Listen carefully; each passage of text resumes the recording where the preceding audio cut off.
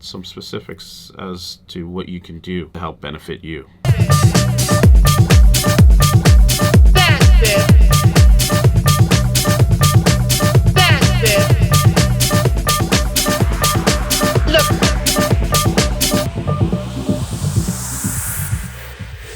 What's up, fam? It's your boy Demuir here, purveyor of all sounds underground. Thank you for joining my YouTube channel today, where I'll be discussing why building your own platform is part of Music 101, or seemingly a basic requirement nowadays when you think about your music career. But I'll jump into the specific reasons why you should be looking at this. But before we do all of that, what I need from you is that SLC.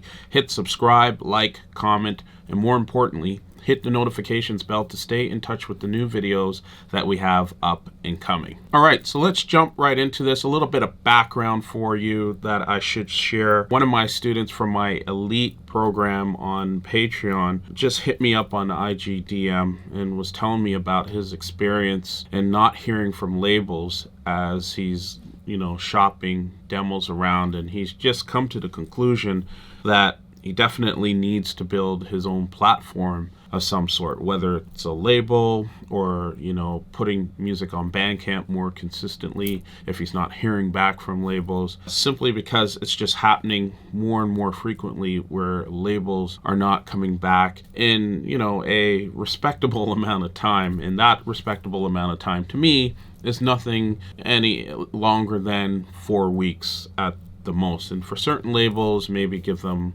like 2 months if you want. We have so much convenient technology today where people should be able to respond in an adequate amount of time. So I actually was thinking about this myself, just because a lot of my coaching and advice to people who are new artists has been, well, if you're just starting out, take about half of your music and sign that to certain labels. And then as you grow more and more, shrink that percentage and make sure that what you have, you release on your own, because you should have a fairly sizable platform by that point. But it seems to be more and more that you got to do that much sooner, or at least come to the table with something. So let's just jump right into not only the drivers behind my recommendation on this one, but some specifics as to what you can do to help benefit you. All right, so point number one, the reality is that the model has changed, and I think it got accelerated through the pandemic. The model being, find a great label, give them your music, sign to them, and just repeat that consistently, and hopefully promoters, agents notice you, and then you get a bunch of gigs, etc., etc. I think through the pandemic, people noticing that, geez, I can benefit a lot by building my own platform, speaking directly to my own audience through vehicles like Patreon. We also have, things like Bandcamp and Beats Union out there providing assistance in the same lane. The options are much more expanded for artists, and it really just flies in the face of what used to be the traditional model in underground electronic music. It's not for everyone, but the model is certainly changing. Point number two, a number of labels that new artists are clamoring to get on, to release music, to get noticed, are already label driven, artist labels. So it's an artist. What I mean by that is it's an artist label where they are saying, this is my label,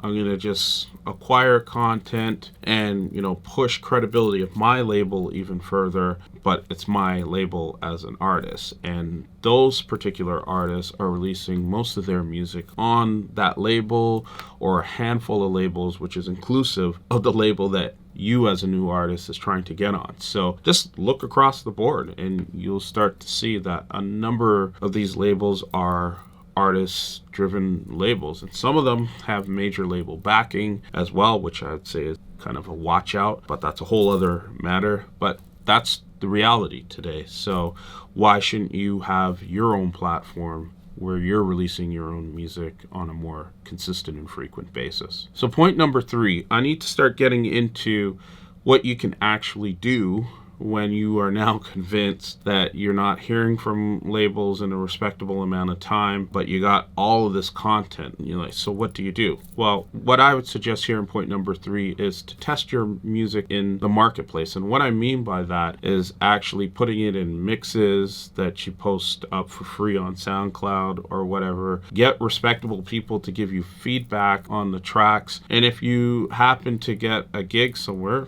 play the tunes like most of us would. I have a few gigs lined up this weekend, and I'm going to test some new music and see what the reactions are, go back and tweak. The reason why I'm saying this is an important step is just to help validate that if you believe in the music and you're getting good reactions on it, then it just becomes an issue of the label not getting back to you in time. So the fact that a label hasn't gotten back to you doesn't mean your asset is dead in the water, so to speak. It just means that the label hasn't gotten back to you, and it's their loss at the end of the day. So if you're getting positive feedback in the marketplace, you're asking people and the feedback's been consistent, or you just need to make some small tweaks and then you're good to go, that should tell you a number of things in terms of how you should go about influencing your next step. And that leads me to point number 4. Check out key tastemakers. So before all of this change and building your own platform, that's one of the reasons why you would sign music to these labels, is because they had these massive email list of quote unquote tastemakers, professional DJs who are gigging regularly that would play your music and chart it potentially. It's easy to get a hold of those people now. You can easily say, hey,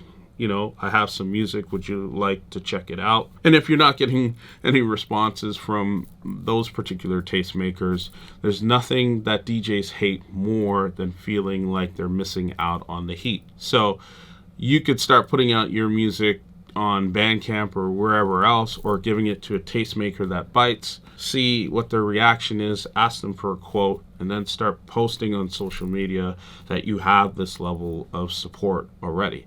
But pick and choose who the tastemakers are. You don't necessarily need a 2,000 email list or a label that has access to an email list of over 2,000 addresses to get some movement. And point number 5 is to get a distributor. So after you've tested your music in the marketplace, it's good, the tastemakers that you've selected are telling you it's good, and they're actually playing your music and supporting you, you now have the ammo, so to speak, to say, okay, I'm going to start putting this out in the marketplace. So what a distributor can do for you is get your music off to the right retailers like Beatport, for example, and other areas where people are looking for underground electronic music and want to be exposed to it on a frequent basis. It doesn't take much to do that. Distributors are out there. It's a quick Google search, and they will readily send you a contract back discussing the terms. Some of them might want to see that you have some traction, so you can say, well, yeah, I have these people playing my music and I've got over 10 tracks ready to go,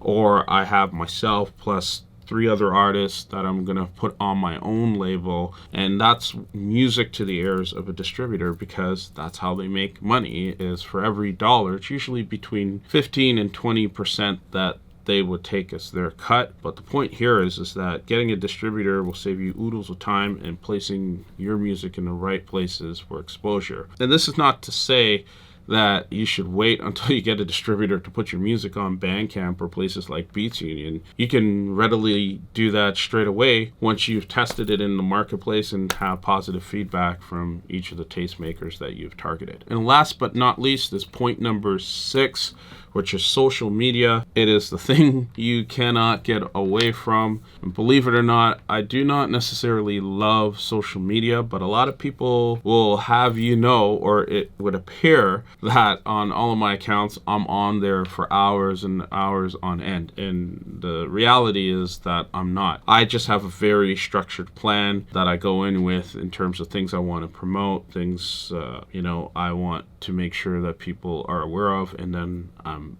out.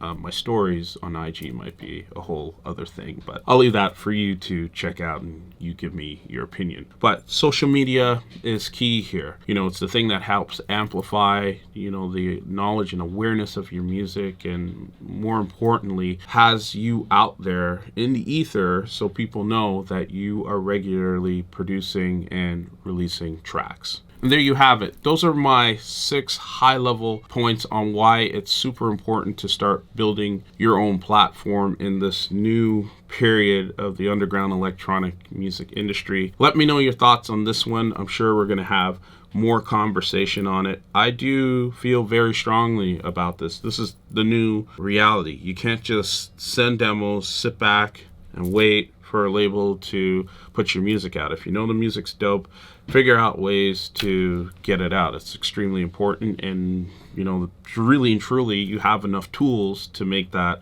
happen on your own. So let me know your thoughts on it. I usually join a conversation within 48 hours of posting these videos, and a conversation doesn't have to stop here. As per usual, we have a growing Discord community that's out there. We're well over 400 members right now, and it's exciting to see how that's growing. And through that community and the other things that I'm doing on Patreon, where it's essentially become an extension of Purveyor Underground, my record label, and my own personal brand. So it's a really great and positive thing that's happening, all a part of this conversation in terms of building your brand. Much love and respect to you. Peace.